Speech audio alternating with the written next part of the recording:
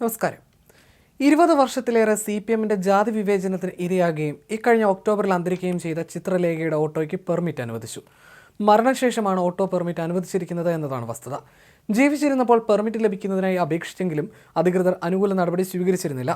മരിക്കുന്നതിന് മുൻപ് ചിത്രലേഖ നൽകിയ അപേക്ഷയിൽ 4 മാസം കഴിഞ്ഞിട്ടും നടപടിയെടുത്തിരുന്നില്ല. കണ്ണൂരിൽ വണ്ടി ഓടിക്കാനുള്ള KMC പെർമിറ്റാണ് ഓട്ടോയ്ക്ക് അനുവദിച്ചിട്ടുള്ളത്. ഭർത്താവ് ശ്രീകാന്താണ് ഇപ്പോൾ ഓട്ടോ ഓടിക്കുന്നത്. നിലവിലുള്ള നമ്പർ പുതിയ ഓട്ടോയിലേക്ക് മാറ്റിക്കിട്ടാനായിരുന്നു അപേക്ഷ നൽകിയത്.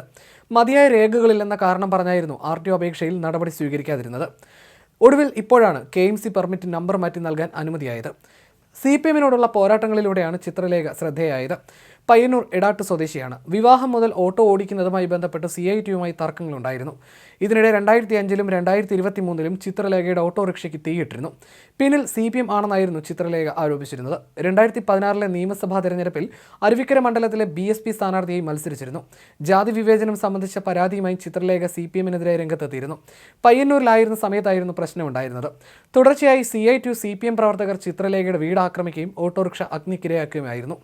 ഉമ്മൻചാണ്ടി സർക്കാർ പട്ടയമേളയിൽ നൽകിയ സ്ഥലത്തായിരുന്നു കാട്ടാമ്പള്ളിയിൽ ചിത്രലേഖ വീട് നിർമ്മിച്ച് താമസം ആരംഭിച്ചത്. എന്നാൽ അവിടെയും CPM CITU പ്രവർത്തകർ അക്രമവുമായി രംഗത്ത് വന്നിരുന്നു.